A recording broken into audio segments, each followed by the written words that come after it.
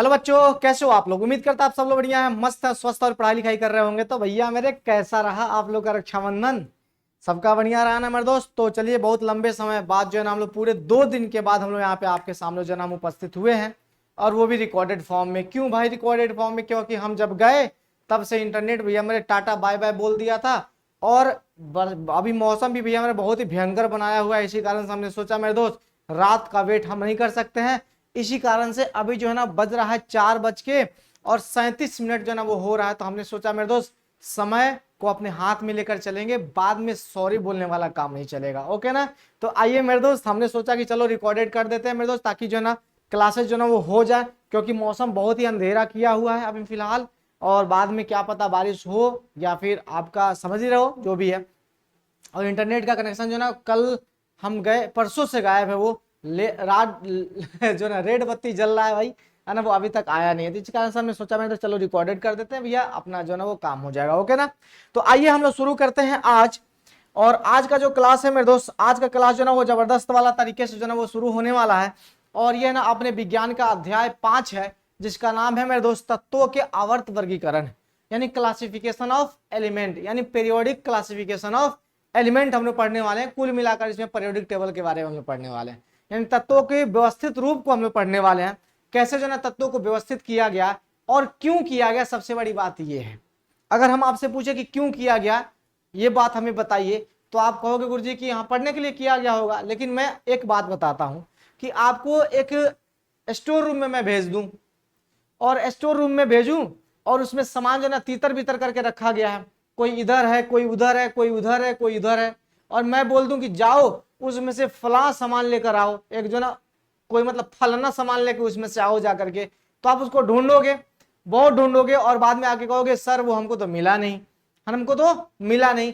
और फिर दोबारा मैं भेजूं एक और स्टोर रूम में, जहां पर सारी सामान जो व्यवस्थित रूप से रखी गई है, बकायदा वहां पर टैग लगा करके कि ये सामान यहाँ, ये सामान यहाँ, ये सामान यहाँ। तो आप जाओगे और डायरेक्ट वहां से उठा करके लेकर आ जाओगे। क्यों भाई? क्योंकि उसको व्यवस्थित रूप में रखा गया है, और वो सामान जो ना आपको बहुत ही आसान तरीके से मिल जाएगा, क्योंकि वहां पर लिखा भी गया है ये सामान जो ना यहाँ पर रखा गया है। तो आप जाओगे सीधे उठाकर लेकर आ जाओगे।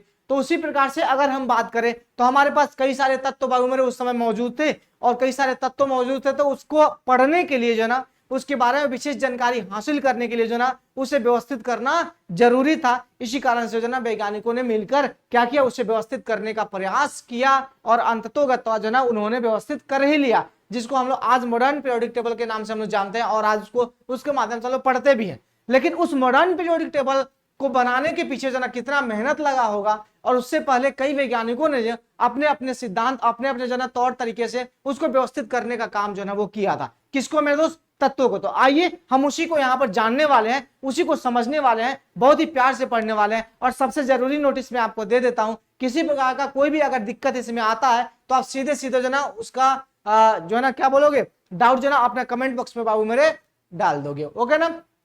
तो चलिए कार्यक्रम शुरू करते हैं बिना किसी देरी के। सबसे पहले मेरे दोस्त, तत्वों का आवर्त वर्गीकरण भैया मेरे होता क्या है, इसको थोड़ा सा समझते हैं।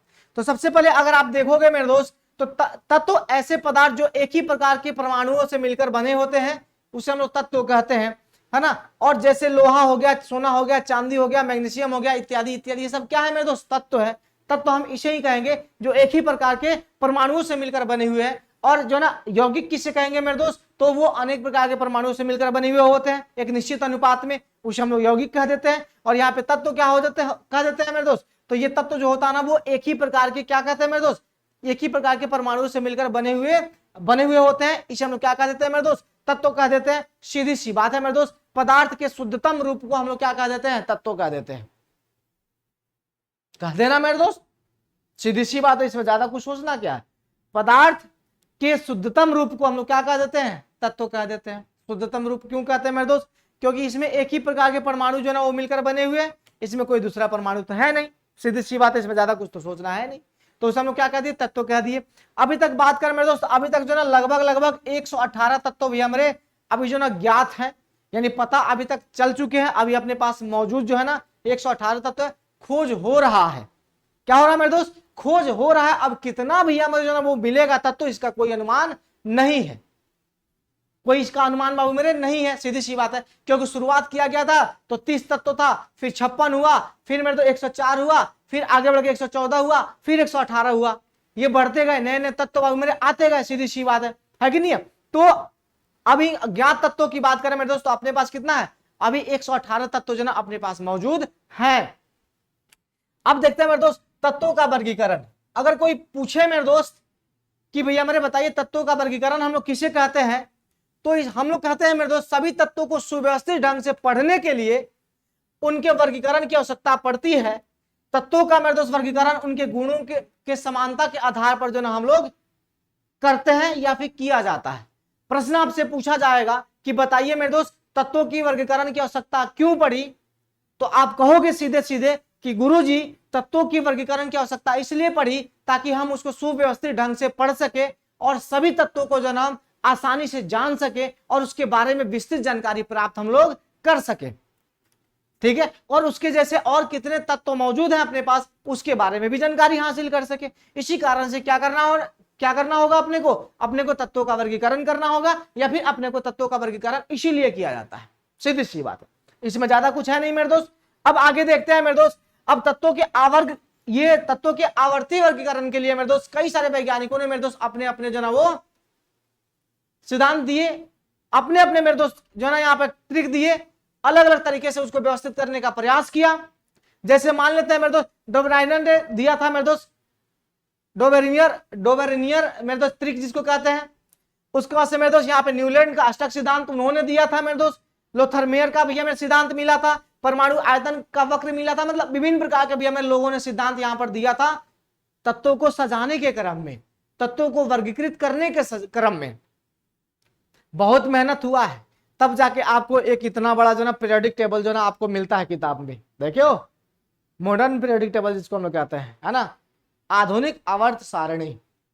देखो नहीं इधर भी हमारे ये कैसे कहते हैं, hydrogen helium lithium beryllium boron carbon nitrogen oxygen neon, सुने हो नहीं सुनो, ये भी हमारा मॉडर्न पीरियोडिक टेबल है। उसके पीछे बहुत मेहनत हुआ है और अलग अलग वैज्ञानिकों ने अपने अलग अलग तरीके से तत्वों को व्यवस्थित करने का क्या किया मेरे दोस्त, प्रयास किया।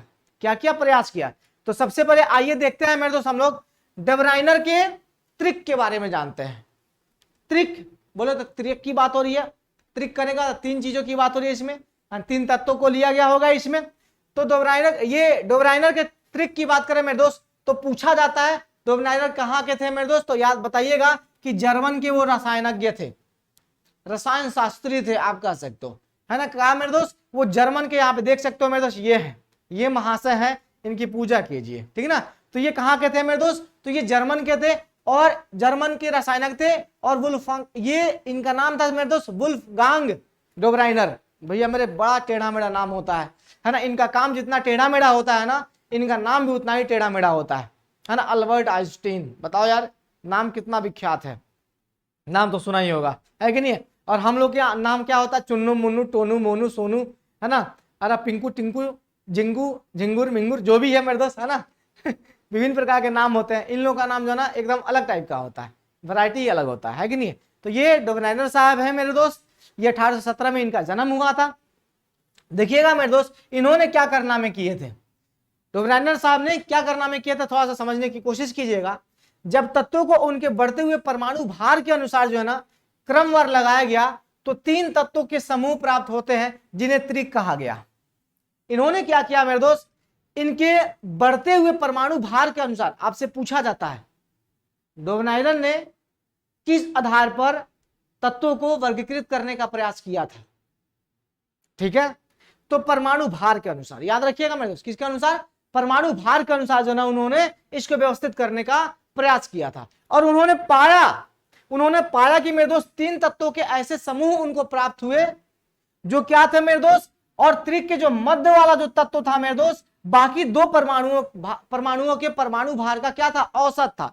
जैसे अपने पास मेरे दोस्त क्या है ना, यहाँ पर जरा ध्यान से देखना मेरे दोस्त, अपने पास क्या है ना, यहाँ पर कैल्शियम है, स्ट्रासियम है और क्या है मेरे दोस्त, बैरियम है। यहाँ पर ये तीन अपने पास जो ना तत्व दिख रहे हैं मेरे दोस्त, इन दोनों का जो ना सम क्या है, इसका औसत भी हमारे ये है, इन दोनों का परमाणु भार का औसत भी हमारे क्या है, इस बीच वाले का है। समझ रहे हो ना हम क्या कर रहे हैं।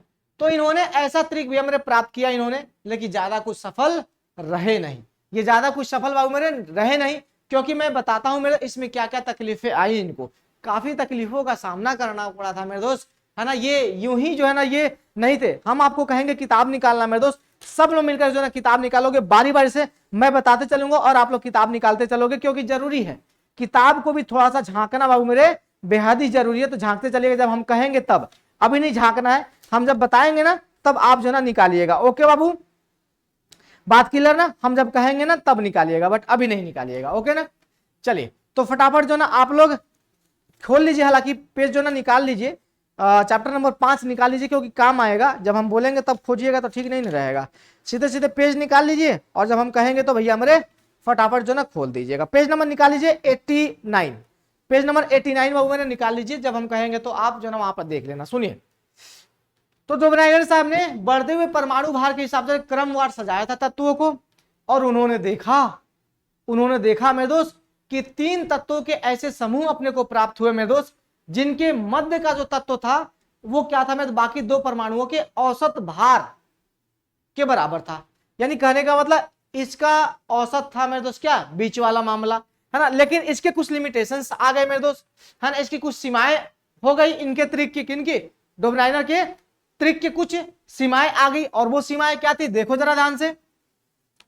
1817 में ज्ञात 30 परमाणु, ये 30 तत्वों की बात कर रहे हैं मेरे दोस्त, ये 30 तत्व ही उस समय पर ये मौजूद थे अपने पास। आज ना 118 हो गए हैं, लेकिन जब डोबराइगर साहब जो ना इसकी ये इसको व्यवस्थित कर रहे थे इन तत्वों को, तो उस समय मात्र 30 ही जो ना अपने पास मौजूद थे तत्व।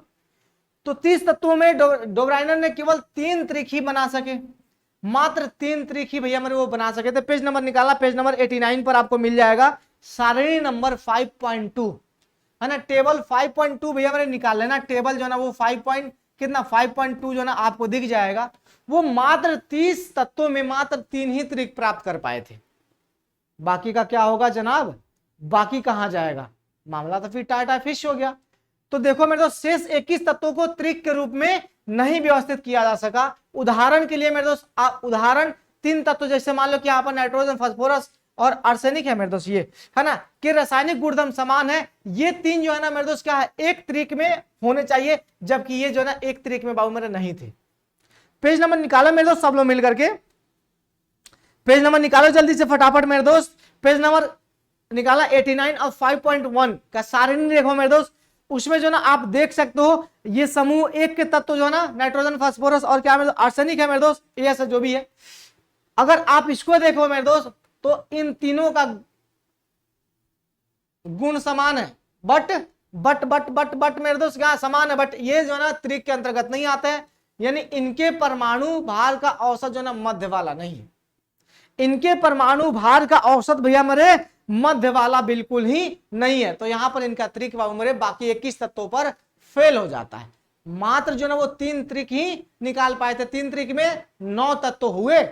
3 त्रिक में कौन कितने तत्व हुए, 9। इसमें आपको मिल जाएगा सर, क्या मिल जाएगा यहाँ पर, lithium, sodium, potassium, calcium, strontium, barium, और उसके बाद से ये क्लोरीन, बेरियम और क्या मेरे दोस्त आयोडीन। ये 3 तत्वों का त्रिक बाबू मेरे मात्र वो बना पाए थे, और बाकी के समय वो टाटा फिश हो गए थे। कौन, अपने डोबराइगर साहब ने। लेकिन चलिए शुरुआत तो किया, सोचा तो सही, हाँ सोचा तो सही कि भाई चलो हम लोग शुरू तो करते हैं, इसको व्यवस्थित करने का कोशिश तो करते हैं। अब मान लो कि इतना सारा तत्व है, किसका नाम क्या होगा, किसका गुणधर्म कैसा होगा, इसके बारे में जानकारी नहीं ना थी किसी को।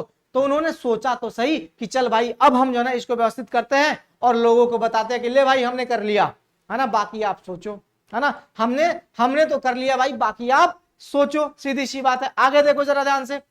फिर आते हैं सर न्यूलैंड साहब, इन्होंने अष्टक का सिद्धांत दिया था। इन्होंने सोचा भाई चलो भाई सारे गामा पा करते हैं हम लोग, हाँ हम लोग क्या करते हैं मेरे दोस्त, सारे गामा पा करते हैं। तो न्यूलैंड साहब आते हैं, और न्यूलैंड साहब आते हैं मेरे दोस्त, तो फिर मामला जो है ना वो थोड़ा सा आगे बढ़ाते हैं और चेक करते हैं। देखो जरा ध्यान से। अंग्रेज रसायनज्ञ जॉन अलेक्जेंडर न्यूलैंड साहब ने, है ना, सन 1866 में अष्टक के नियम जो ना वो दिया था। कब दिया था मेरे दोस्त, 1866 ईस्वी में दिया था, याद रखिएगा। पिछला बार जो ना 65 हो गया था गड़बड़ी से, ठीक ना, तो मैंने एनसीईआरटी चेक किया तो उसमें आपका 66 जो ना वो है। तो अंग्रेज रसायनज्ञ जॉन अलेक्जेंडर न्यूलैंड साहब ने 1866 में अष्टक का नियम बाबू मेरे दिया था। ठीक है, उन्होंने तत्वों को उनके बढ़ते हुए परमाणु भार के जो ना क्रम में व्यवस्थित करने का प्रयास किया था। ठीक ना, इन्होंने क्या किया था मेरे दोस्त, इन्होंने भी क्या किया था, परमाणु भार के अनुसार इन्होंने व्यवस्थित किया था, और इन्होंने भी क्या किया था मेरे दोस्त, परमाणु भार के अनुसार ही इसको भी व्यवस्थित करने का प्रयास जो ना उन्होंने किया था। ठीक है, व्यवस्थित करने का प्रयास किया, और उन्होंने पाया कि आठवें तत्व के जो गुण है पहले तत्व के समान थे। जो ये इस तरह से बढ़ते जा रहा है, इस आठवें तत्व का गुण जो ना वो पहले तत्व के समान हो जाता है। ठीक है मेरे दोस्त, अब जैसे कि संगीत में सारे गामा पा धा नी सा, सात स्वरों के बाद आठवां स्वर पहले स्वर जैसा आता है, जैसे सारे गामा पा धा नी सा जो है ना पहला सा था, उसी की तरह लास्ट वाला सा आ गया। सेम इसी तरह से इन्होंने सजाने का काम किया था। किन्होंने मेरे दोस्त, तो न्यूलैंड साहब ने। चलो उनसे थोड़ा सा आगे बढ़े, उनसे थोड़ा सा ये आगे बढ़े मेरे दोस्त, तो याद रखिएगा, तो इनके समय मेरे दोस्त क्या थे, 30 तत्व थे, लेकिन इनके समय में 56 तत्व भैया मेरे आ गए थे। इनके समय में लगभग 56 तत्वों की जो 56 तत्व ज्ञात हो चुके थे। जैसे यहां पर उन्होंने देखा मेरे दोस्त कि जैसे इन्होंने सजाया था, ठीक है, इन्होंने मेरे क्या है मेरे दोस्त, यहां पे सजाया था,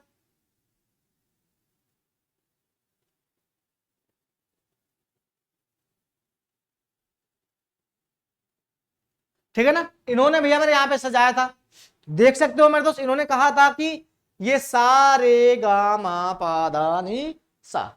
अब ये सा जो, अच्छा नी वाला मामला यही नी तक छोड़ दिया मेरे दोस्त, फिर सा को यहां पर लेकर आ गए, यानी इन्होंने सजाया मेरे दोस्त कि प्रत्येक आठवें तत्व का जो ना वो गुणधर्म जो ना पहले तत्व के समान हो जाएगा, यानी हाइड्रोजन, फ्लोरीन, क्लोरीन, है ना, कोबाल्ट, निकल और बेरियम की बात हो रही है, ब्रोमीन की बात हो रही है ना, बेरियम नहीं है ये, ब्रोमीन की बात हो रही है। यहाँ पे देख सकते हो इनका जो ना उन्होंने कहा कि इनका गुणधर्म जो ना एक जैसा होगा, इनका गुणधर्म एक जैसा होगा, इनका गुणधर्म एक जैसा होगा, इनका एक जैसा होगा, इनका एक जैसा होगा, लेकिन इनमें भी थोड़ा सा प्रॉब्लम आ गया, इनके समय में भी थोड़ा सा प्रॉब्लम आ गया। अब कहो गुरुजी कैसा प्रॉब्लम आ गया, तो सुनो ना प्रॉब्लम, इनके साथ भी प्रॉब्लम है। देखो कोई बिना प्रॉब्लम का भी हमें दुनिया में नहीं है। चलो ये अच्छा होता है कि कोशिश करते हैं, है ना, कोशिश करते हैं, और सबने कोशिश किया भी था, सबने बहुत ही बकायदा बहुत ही अच्छा कोशिश किया भी था मेरे दोस्त, और इन्होंने भी कोशिश किया। चलो उन्होंने 3 त्रिक प्राप्त किया था, इन्होंने थोड़ा सा उसको आगे बढ़ाया और सजा दिया फिर क्रमवार, और फिर उन्होंने पाया मेरे दोस्त कि प्रत्येक आठवें तत्व का जो ना गुणधर्म पहले तत्व के समान है। जैसे संगीत के अष्टक होते हैं, सारे गामा पा धा नी सा, 7 सुरों का है कि नहीं, सारे गामा पा धा नी सा फिर वापस से आ गया। तो उसी तरह से इन्होंने कहा था कि इस तरह से बढ़ते जाओ, और आठवां तत्व यहाँ पे ना होके फिर वापस से वो कहाँ आ जाएगा, यहाँ आ जाएगा, इसके गुणधर्म क्या होंगे, आपस में समान होंगे, ऐसा इन्होंने कहा था। किन्होंने मेरे दोस्त, तो बताओ किन्होंने कहा था, तो न्यूलैंड साहब ने कहा था। फिर क्या है मेरे दोस्त, इनके साथ भी कुछ प्रॉब्लम आई, जिसको यहां पर देखिए। प्रॉब्लम नंबर पहला, वो कहते हैं मेरे दोस्त कि अष्टक का नियम केवल कैल्शियम तक ही लागू होता है। अष्टक का नियम है मेरे दोस्त जो केवल कैल्शियम तक ही लागू होता है, कैल्शियम के बाद प्रत्येक आठवें तत्व के गुणधर्म जो है ना वो गुण जो है ना प्रथम तत्व के समान नहीं होते हैं। अब ये मामला कुछ आकर के फंस जाता है मेरे दोस्त, वो यहां तक आकर के भैया मेरे लागू होता है, इसके बाद भी हमें गुणधर्म बदल जाता है। इसके बाद मेरे दोस्त गुणधर्म जो ना वो क्या हो जाता है मेरे दोस्त, बदल जाता है थोड़ा सा। कहो गुरु जी सच में बदल जाता है? हाँ बदल जाता है। यहाँ पे देखो मेरे दोस्त क्लोरीन है ना, कोबाल्ट है मेरे दोस्त, यहाँ पर निकल है, देखिए सब मामला भैया में गड़बड़ हो रहा है कि नहीं है। तो यहाँ पर इसके बाद मेरे दोस्त क्या है ना, इसके गुणधर्म जो ना आकर के आगे जो ना वो बदल जाते हैं, कैल्शियम तक ही इनका लागू होता है, इसके बाद जितने भी बढ़ते हैं हम लोग सारा मामला मेरे दोस्त गड़बड़ हो जाता है। वही वाला बात बताया जा रहा है मेरे दोस्त कि अष्टक का नियम जो ना केवल कैल्शियम तक लागू होता है, इसके बाद मेरे दोस्त जो ना प्रत्येक आठवें तत्व का गुणधर्म जो ना वो प्रथम तत्व के समान भी हमारे नहीं होता है। फिर दूसरा नंबर प्रॉब्लम क्या है, देखो न्यूलैंड साहब ने ये मान लिया था कि पृथ्वी पर केवल 56 तत्व ही हैं। न्यूलैंड साहब के समय में 56 तत्व ज्ञात हो गए थे, और उन्होंने ऐसा सोच लिया कि भाई चलो 56 तत्व ही है, इसके आगे कभी खोज ही नहीं होगा, इसके आगे कभी नया तत्व मिलेगा ही नहीं। उन्होंने ऐसा मान लिया था कि 56 तत्व ही है, और इसी 56 तत्व के आधार पर मेरे दोस्त उन्होंने व्यवस्थित करने का प्रयास किया था। लेकिन जब नए तत्वों की खोज हुई तो उन्हें अष्टक के नियमानुसार फिट नहीं किया जा सका। अब पहले ही से सब जगह भर दिए हैं, अब नायका लोग आयु कहां बैठी, उनको तो पता था नहीं कि भी हमारे आगे भी खोज हो सकता है। उन्होंने बस सोच लिया था कि 56 तत्व है और 56 तत्वों को ही हमें व्यवस्थित कर देना है। सीधी सी बात है, इसके अलावा हमें कुछ सोचना भी नहीं है। तो उन्होंने 56 तत्वों को ही क्या किया मेरे दोस्त, व्यवस्थित करने का प्रयास किया।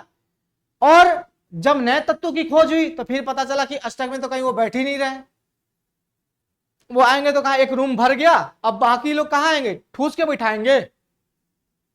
ये तो वही वाली बात हो गई कि मियाँ बीवी की शादी हुई, मतलब दो आदमी की शादी हुई और उन्होंने सोच लिया कि हम दो ही रहेंगे, तो उसी हिसाब से अपना घर बनवा लिया, एक कमरे का मकान बना लिया। फिर पता चला कि एक वर्ष बाद जो ना एक नए नन्हे मुन्ने आ गए, फिर अगले वर्ष जो ना एक और नन्हे मुन्ने आ गए, फिर उसके अगले वर्ष एक और नन्हे मुन्ने आ गए। फिर उसको अब कहाँ रखेंगे भैया, है ना, अपने साथ जो है ना थोड़ी घुसेड़ के उसको रखेंगे, कहाँ रखेंगे उसको, फिर उसके लिए जगह तो चाहिए ना भाई। तो इन्होंने ऐसा ही मान लिया था, मैं तो 56 तत्व तो है, अब इसको जो नए आएंगे वो नए मेहमान कहाँ रखे जाएंगे, उसको तो नहीं फिट किया जा सकता है कि नहीं। तो फिर उसको फिट नहीं किया जा सका, इस कारण से भी थोड़ा सा तकलीफ आई। फिर आगे क्या हुआ मेरे दोस्त, प्रॉब्लम नंबर तीसरा। प्रॉब्लम नंबर तीसरा में क्या होता है समझने की कोशिश करना मेरे दोस्त, कि न्यूलैंड्स ने एक ही स्थान पर दो तत्वों को फिट किया है और असमान गुणधर्म वाले कुछ तत्वों को एक ही नोट्स के नीचे बीएम रख दिया है। मामला मेरे दोस्त यहां पर बनता है कि देखो यहां पर एक रूम में दो आदमी को रख दिया जबकि रखना नहीं है, यहां पर एक रूम में भैया मेरे दो आदमी को रख दिया जबकि रखना मेरे दोस्त नहीं है, सीधी सी बात है। यहां पर मामला मेरे दोस्त आप समझ सकते हो, थोड़ा सा गड़बड़ वाला मामला चल रहा है ना, चल रहा कि नहीं चल रहा। तो मेरे दोस्त दो और कुछ भैया मेरे गुणधर्म जिसके कुछ अलग अलग है मेरे दोस्त, उसको यहां पर देखो मेरे दोस्त, ये हाइड्रोजन महोदय है, ये फ्लोरीन महोदय हो गए, है कि नहीं है, ये हाइड्रोजन समूह के हैं मेरे दोस्त। हालांकि बाद में पता चला ना, ये बाद में पता चला कि नहीं भैया इनके तो थोड़ा सा गुणधर्म अलग अलग हो जाएंगे, ये थोड़ा सा अलग अलग चलते हैं, इनका गुणधर्म अलग अलग होगा, ये मामला थोड़ा सा बाद में समझ में आया, है कि नहीं है। तो ऐसे में कुछ होता है, तो ये एक आदमी को दो कमरे, ये सॉरी दो आदमी को एक ही कमरे में रख दिए थे, तो यहां से भी थोड़ा सा तकलीफें जो ना वो झेलनी पड़ी थी। और एक ही नोट्स के नीचे कुछ अलग अलग गुणधर्म वाले ये क्या बोलते तत्वों को भी सजा दिया था जिसका कोई मतलब ही नहीं था। हाँ, मान लो कि जब आप सजा रहे हो तो गुणधर्म एक जैसा हो उसको एक साथ रखो आप, है कि नहीं। लेकिन उन्होंने सजाया था तो कुछ ऐसे हो गए थे कुछ, इसीलिए तो यहाँ पे कुछ सीमाएं जो बताई गई थी, कुछ लिमिटेशंस बताए गए थे कि अष्टक के सिद्धांत कहां तक लागू होते हैं, कैल्शियम तक, उसके बाद भी हमें नहीं लागू होता। न्यूलैंड साहब ने 56 तत्वों को मान लिया था, तो नया तत्व जो आया उसको बैठाने का जगह नहीं मिला। तीसरा नंबर है मेरे दोस्त ये होता है कि चलो एक कमरे में दो आदमी को रख दिया था और कुछ ऐसे तत्व जिनका गुणधर्म समान नहीं था वो एक ही नोट्स के नीचे भी हमें रख दिया था। नोट्स करने का मतलब सारे था, ये नोट्स है मेरे दोस्त, है ना, ये नोट्स है, इसी के नीचे भी हमें रख दिया था उन्होंने।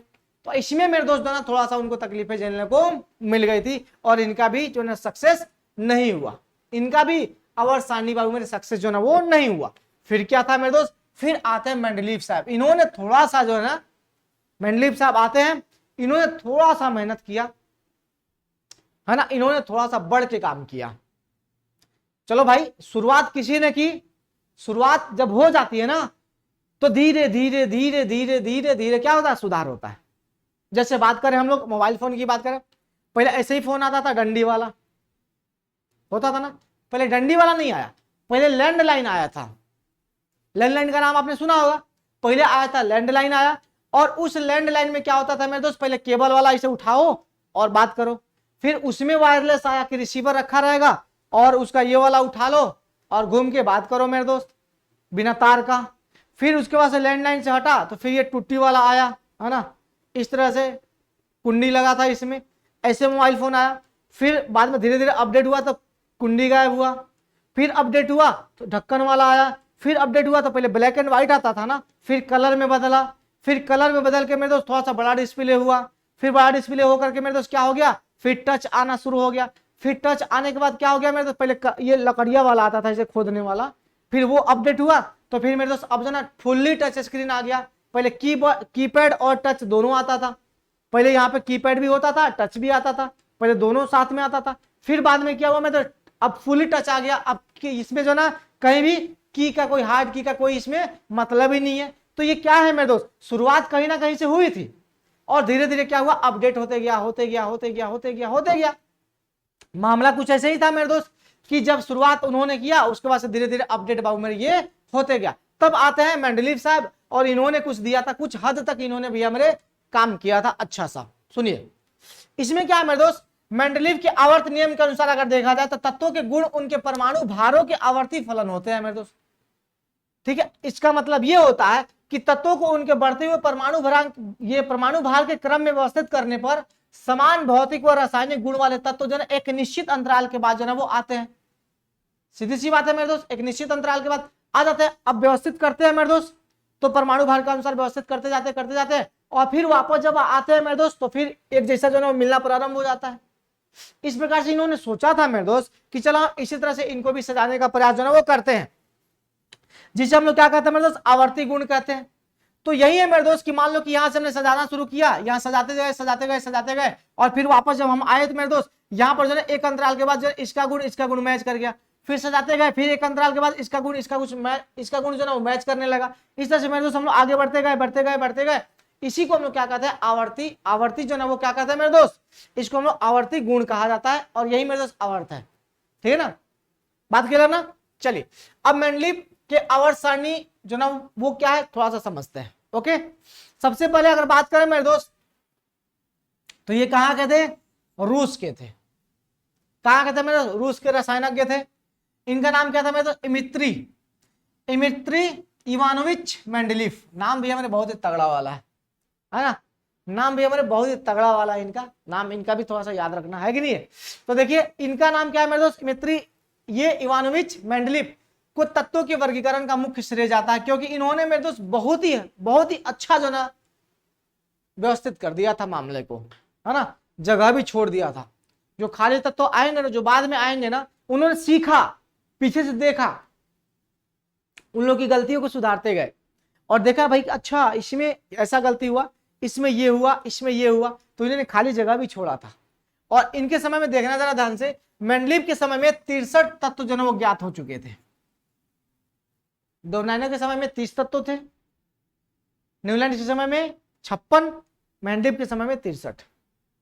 लेकिन सुनिएगा, ये तत्वों के परमाणु द्रव्यमान मास के अनुसार की बात हो रही है मेरे दोस्त। ये तत्वों के परमाणु द्रव्यमान एवं उनके भौतिक एवं रासायनिक गुणों के बीच संबंधों का अध्ययन किया इन्होंने। वो सब भार करते जा रहे थे और भार का अनुसार गड़बड़ हो जा रहा था। इन्होंने क्या किया, इन्होंने कहा कि चल भाई परमाणु द्रव्यमान को हम पकड़ते हैं और इनके कुछ रासायनिक और भौतिक गुणों का अध्ययन करते हैं, उसके अनुसार हम इसको व्यवस्थित करने का प्रयास करेंगे, तो हो सकता है कुछ हमको मिल जाए। तो इन्होंने ऐसा ही सोचा, उसका अध्ययन किया उन्होंने और रासायनिक गुणों में तत्वों के ऑक्सीजन एवं हाइड्रोजन के साथ जो ना बनने वाले यौगिकों पर अपना ध्यान केंद्रित किया कि मेरे दोस्त अब कुछ अभिक्रिया कर देते हैं और देखते हैं मेरे दोस्त कि कौन कौन यौगिक भी हमारे कौन ऑक्सीजन साहब और हाइड्रोजन साहब बनाते हैं। इस पर भी अध्ययन उन्होंने किया, बहुत ही गहन अध्ययन किया। ठीक है, अब सुनिए फिर उन्होंने क्या किया, 63 कार्ड भैया मेरे लिया उन्होंने, कार्ड इतना कार्ड लिया मेरे ताश का पत्ता जैसा कार्ड, 63 कार्ड लिया उन्होंने और उन कार्डों पर मेरे दोस्त अलग अलग तत्वों के गुणधर्म को लिख दिया।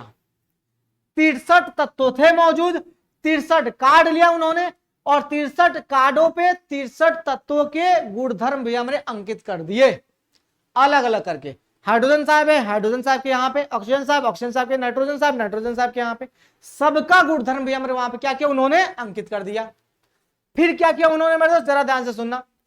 इसके बाद समान गुण वाले तत्वों को अलग अलग करने के बाद मेरे दोस्त कार्डों को पिन की सहायता से दीवारों पर लटका दिया।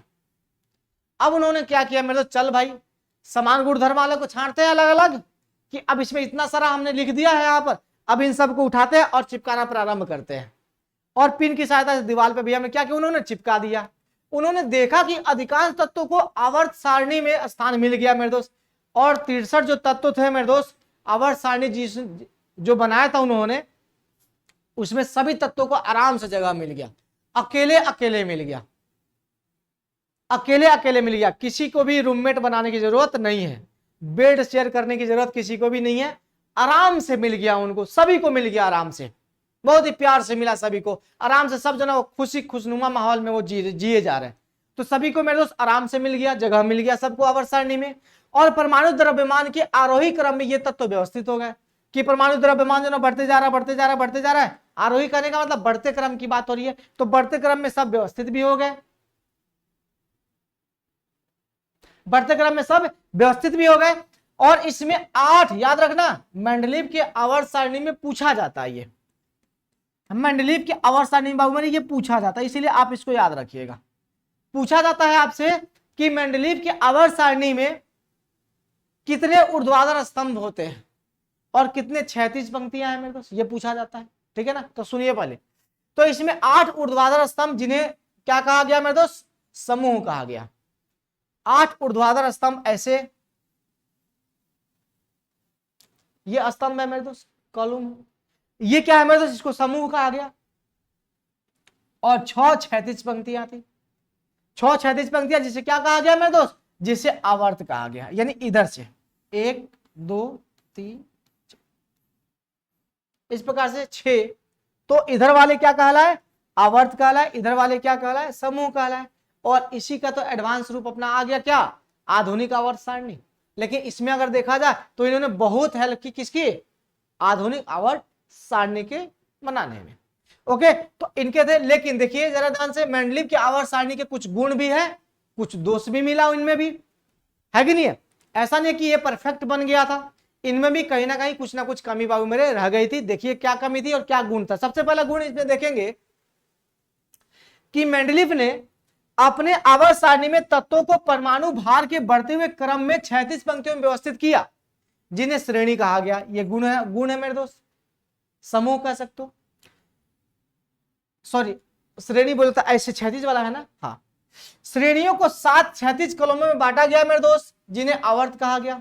ऐसे, यदि ऐसे सजाया गया था मेरे दोस्त, ठीक ना। इसी को क्या कहा गया मेरे दोस्त, क्षैतिज कॉलमों में बांटा गया, जिसे क्या कहे हम लोग, आवर्त कहे, पीरियोडिक ऐसे कहे हम लोग, है ना।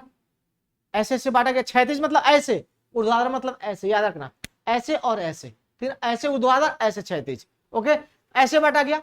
उसके बाद श्रेणियों को 8 खड़े कॉलमों में बांटा गया, जिन्हें क्या कहा गया, वर्ग कहा गया। मेंडलीव की आवर्त सारणी से तत्वों व उनके यौगिकों का अध्ययन सुविधाजनक और क्रमबद्ध हो गया। यह सबसे इंपॉर्टेंट पॉइंट है, क्योंकि उन्होंने यौगिकों के बारे में भी अध्ययन किया था, उसके हिसाब से भी इन्होंने चिपकाया था, बनाया था, सजाया था। ठीक है, और उसके साथ साथ में उसके भौतिक और रासायनिक गुणों के बारे में भी उन्होंने अध्ययन किया था, और उसके द्रव्यमान पर भी काम किया था। ठीक है, इन सब के हिसाब से ही उन्होंने क्रमबद्ध तरीके से सजाया था, और ये आसान हो गया मेरे दोस्त पढ़ना, उसका अध्ययन करना, सभी तत्वों को। किसी वर्ग के लक्षणों का समान अध्ययन कर लेने से उस वर्ग के सभी तत्वों को के गुण का जो है वो अनुमान चल जाता था, अनुमान का पता लग जाता था। यानी कहने का था, अगर एक समूह को हम लोग पकड़ते हैं तो उस समूह में जितने भी तत्व हैं मेरे दोस्त, सबका जो है ना समान रूप से जो है हम लोग क्या करते हैं, सभी के गुणों के बारे में हम लोग अध्ययन कर सकते हैं। एक को उठाएंगे, पढ़ेंगे, सबका पता चल जाएगा, समझे। एक को उसमें से पकड़ेंगे, सबका पता अपने को चल जाएगा, ऐसा कुछ होता है। फिर आगे देखिए जरा ध्यान से, इसमें क्या होता है मेरे दोस्त। अब अगला गुण जो है ना, विभिन्न तत्वों जैसे मान लो कि प्लेटिनम, यूरेनियम इत्यादि को परमाणु भार उनकी आवर्त सारणी में स्थिति देखते हुए संशोधित किए जा सकते थे। अब प्लेटिनम यूरेनियम का जगह देखा गया कि कहां है मेरे दोस्त, उठाया गया और उसको संशोधित करके उसको सही जगह पे चिपका दिया गया। लो भाई तुम्हारा जगह यहां पर है, आराम से जियो, खाओ पियो, मस्त रहो, है ना। इसमें ज्यादा कुछ सोचने की जरूरत नहीं है, आप आराम से रहो, खाना बनाओ, पियो, मस्त रहो, तुम्हारा रूम जो ना मिल गया, तुम निश्चिंत रहो।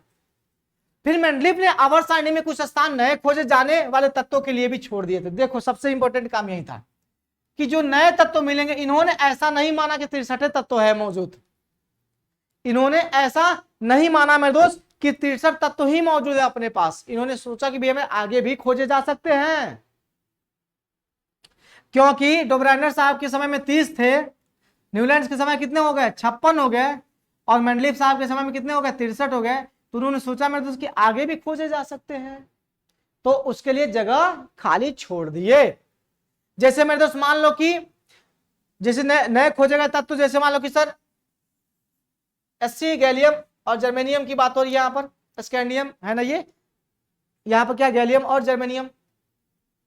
यहाँ पे मेरे दोस्त 3 तत्वों की बात करें, ये तत्व बाद में खोजे गए ना, इत्यादि तत्वों को भी हमें उसमें रखा गया जो छोड़े गए जगह थे, अतः आवर्त सारणी के नए तत्वों की खोज को प्रेरित किया कि भी हमारे यहाँ पे जगह जो ना वो छोड़ा गया है, यहाँ पर मेरे दोस्त कौन तत्व आएगा, चलो खोज में भिड़ जाओ, चलो खोज में भिड़ जाओ, नए तत्व मिलेंगे, उसको चिपकाया जाएगा यहाँ पर, खोजो खोजो खोजो खोजो वो कौन तत्व थे, वो कौन तत्व थे मेरे दोस्त, खोज डालो उसको, है ना। तो फिर ये खोज को प्रेरित किया मेरे दोस्त। अगर मान लो कि जगह छोड़ा गया तो ऐसा तो है ना मेरे दोस्त कि इसमें नए तत्व कहीं ना कहीं मेरे दोस्त मिलेंगे अपने को, तो वो खोज लिया गया कि भैया मेरे, चलो भैया मेरे, अब ये खोज को प्रेरित किया, आगे बढ़ाया। फिर क्या होता है मेरे दोस्त, अगला जो है ना कि पिछली व्यवस्था को छेड़े बिना जो ना अक्रिय गैसों का पता लगने पर इन्हें अलग समूह में रखा जा सकता था। कि अब मान लो कि अब जो भी खोजा जाएगा ना, अब इस सबके लिए जगह छोड़ दिया गया था कि अच्छा अक्रिय गैस खोजा जाएगा तो इधर रख दिया जाएगा, ये महोदय आएंगे तो यहां बैठ जाएंगे, ये महोदय आएंगे तो यहां बैठ जाएंगे, व्यवस्था नहीं बिगड़ेगा, पिछली व्यवस्था जस की तस रहेगी। इस परमाणु भार वाले जो भी आएंगे मेरे दोस्त यहां पर बैठ जाएंगे, इस गुण वाले जो भी आएंगे यहां पे बैठ जाएंगे, इस गुण वाले जो भी आएंगे यहां पे बैठ जाएंगे, समझ लो। यानी कहने का मतलब, मान लो कि हम लोग सीक्वेंस बनाते जा रहे हैं, बनाते जा रहे हैं, बनाते जा रहे हैं, बनाते जा रहे हैं, मान लो कि एक परमाणु द्रव्यमान जो ना नहीं मिल रहा है, अब इसके आगे वाला अपने को मिल रहा है, तो यहां पर जो है मेरे दोस्त यहां पर कुछ ना कुछ तो होगा ना, कोई तो होगा, कोई तत्व तो होंगे, तो वो बाद में खोजे जाएंगे तो रख देंगे हम लोग, तो बाकी की जो व्यवस्था हो तो वैसे की वैसे रह जाएगी ना। अब मान लो कि जैसे मान लो कि अपने पास, अब ये समझ में चीजें नहीं आ रही तो समझो जरा ध्यान से, मान लो अपने पास 1 2 3 4 5 इस प्रकार से है, इसे मान लो 2 का पता नहीं अपने को, तो चलो भैया हमारे 1 3 का पता अपने को, 2 हमने छोड़ दिया, यहाँ पे कोई तो होगा जो आके बैठेगा, तो उसको खोजेंगे मेरे दोस्त, पता लगाएंगे कि इस परमाणु द्रव्यमान का कौन है, उसको ला करके यहाँ बैठा देंगे, तो ये बाकी का व्यवस्था वैसे का वैसे रह गया ना, इसमें कोई छेड़छाड़ नहीं ना हुआ, बाकी वैसे का वैसे रह गया, बस बात ही खत्म। तो पिछली व्यवस्था को बिना छेड़े अक्रिय गैसों को भी जगह मिल गया, सबको संतुष्ट है, सबको एक एक कमरा मिल गया मेरे दोस्त, चल भाई हमरा मिल गया, हमको कमरा मिल गया, हम आराम से रहेंगे, ये जमीन हमारा है, ना हम उसमें कूद के जाएंगे, ना उसके साथ रहेंगे, ना उसके साथ बेड शेयर करना पड़ेगा, ना खाना झगड़ा झंझट से सब बचेगा, है कि नहीं। तो मेंडलीव साहब ने ऐसा उन्होंने किया था, लेकिन इनके कुछ दोस्त भी थे, दोस्त नहीं दोस्त, हम दोस्त की बात कर रहे हैं मेरे दोस्त थे, तो इनमें कुछ दोस्त भी थे। अब वो दोस्त क्या था सुनो, मेंडलीव की आवर्त सारणी में हाइड्रोजन का सही स्थान जो ना वो पता नहीं लग पाया, कि मेंडलीव साहब जो ना हाइड्रोजन को सही जगह नहीं दे पाए, वो कभी कूद के उधर जाते थे हाइड्रोजन साहब, कभी कूद के इधर आते थे, है कि नहीं, उनका सही जगह बाबू में नहीं मिल पाए, एक ही इलेक्ट्रॉन तो थे उसमें, कहाँ जाए बेचारा, हाँ किसके साथ उसका गुणधर्म मिले, तो वो नहीं दे पाए, इसको सही ये आधुनिक आवर्त सारणी में इसका जगह मिला, ठीक है। समस्थानिकों व समभारिकों को, समस्थानिक करने का मतलब जिसका जो ना परमाणु भार एक जैसा होता है ना, आइसोटॉप्स जिसको कहते हैं हम लोग, तो समस्थानिकों को आवर्त सारणी में स्थान देना कठिन था, कि भैया हमारे जिसका परमाणु भार एक जैसा हो उसको कैसे रखेंगे, थोड़ा सा कठिन हो गया, कि जिसका परमाणु भार एक जैसा है उसको हम कैसे रखेंगे, कहां व्यवस्थित करेंगे उसको, फिर तो ये सोचनीय बात थी, फिर दिक्कत वाली बात आ गई है कि हम इसको कहां चिपकाएं, कहां रखें, तो ये थोड़ा सा ये क्या बोलते हैं मेंडलीव साहब की आवर्त सारणी में ये दिक्कत हो गया। फिर कुछ भिन्न गुणों वाले तत्वों को एक साथ रखा गया था, जैसे क्षार धातु, जैसे मान लो कि लिथियम और क्या मेरे दोस्त यहाँ पे सोडियम पोटेशियम इत्यादि, ये अत्यधिक क्रियाशील है, जिन्हें अल्प क्रियाशील अल्प क्रियाशील मुद्रा धातु, जैसे मान लो कॉपर, यहाँ पर चांदी सोना के साथ भी हमें प्रथम वर्ग में रख दिया गया था। इसमें यह भी दिक्कत था कि ये बहुत ज्यादा भी हमने क्या था, ये बहुत ज्यादा अभिक्रियाशील था, और इसको रखा गया था किसके साथ, जो कम अभिक्रियाशील तत्व तो उसके साथ रख दिया गया था। एक प्रॉब्लम यहाँ पर ये भी आ गया मेरे दोस्त, है कि नहीं। तो ये सारे भी हमारे जो ना इनमें थोड़ा सा दोष निकल कर सामने आया, लेकिन बहुत हद तक इन्होंने ठीक कर दिया था व्यवस्था को। पहले 3 ट्रिक निकाले थे किन्होंने, डेब्राइनर साहब ने, फिर अष्टक साहब, ये क्या न्यूलैंड साहब आए, 56 तत्वों पे खोज की, फिर मेंडलीव साहब आए, 63 तत्वों को सजाया, व्यवस्थित किया, जगह बढ़िया बना दिया। अब यही तो है मेंडलीव साहब, ये मेंडलीव साहब की आवर्त सारणी को ही भी हमें अपडेट किया गया, है ना, यही तो प्रेरित किया मेरे दोस्त आधुनिक आवर्त सारणी को, है ना। और इसके बाद इनमें जो भी दोष था मेरे दोस्त, जो भी तकलीफें थी, है ना, उन सबको दूर करते हुए आधुनिक आवर्त सारणी जो ना अपने समक्ष प्रस्तुत होता है। और ये आधुनिक आवर्त सारणी अपने पास आता है, जिसको दिया था सर हेनरी मोजले साहब ने दिया था, कब, 1913 ईस्वी को दिया था। कब दिया था बाबू, 1913 ईस्वी को दिया था। कौन दिया था मेरे दोस्त, तो हेनरी मोजले साहब ने दिया था। एक बात मैं आपको बता दूं, इसमें कहीं भी अगर आपको रत्ती पाई भी अगर दिक्कत हुई होगी तो कमेंट बॉक्स में आप निसंदेह कमेंट करना, सभी बच्चे कमेंट करेंगे मेरे दोस्त और हमें बताएंगे कहां तकलीफ है, ताकि हम अगले दिन अगर लाइव क्लास लेकर आते हैं तो उसमें हम पहले आपका डाउट क्लियर करेंगे, फिर आगे क्लास को बढ़ाएंगे, ठीक है ना। क्योंकि अभी तक इंटरनेट नहीं आया, अभी तक जो ना ये कितना हो गया मेरे दोस्त, 5:15 हो गया। अब आपका मैथ्स का जो हम रिकॉर्ड करेंगे, ठीक है। अभी तक इंटरनेट भी हमें नहीं आया है, तो हम रिकॉर्ड करके अपलोड ही करेंगे आप लोगों के लिए क्लास, ठीक है ना, मैथ्स का। ओके बच्चा, तो चलिए मेरे दोस्त, तो बहुत बहुत धन्यवाद सबको, have a nice day, take care, thank you और बाय बाय, गुड नाइट, शुभ रात्रि। फिर मिलते हैं हम लोग अपने अल्टीमेट एग्जाम पे मैथ्स के क्लास में, तब तक के लिए बाय बाय। और कोई भी दिक्कत होगा ऑफलाइन कमेंट में, इस कमेंट में नहीं, ऑफलाइन कमेंट में आप कमेंट जरूर करना, हम उसको समझाने की कोशिश करेंगे, क्योंकि वीडियो में कमेंट आप करोगे तो हम तो सुन नहीं पाएंगे ना, तो इसीलिए ऑफलाइन कमेंट करना। आप वीडियो जब खत्म हो जाए तो फिर कमेंट कर देना कि सर यहाँ पे दिक्कत था हमको, यहाँ पे दिक्कत था, यहाँ पे दिक्कत था, तो फिर मैं कमेंट देख के अगले दिन आपका डाउट क्लियर करेंगे, फिर हम आगे बढ़ेंगे क्लास, ओके ना। तो चलिए बहुत बहुत धन्यवाद, तब तक के लिए बाय बाय, फिर मिलेंगे हम लोग अपने अगले क्लास में, तब तक के लिए बाय बाय, थैंक यू।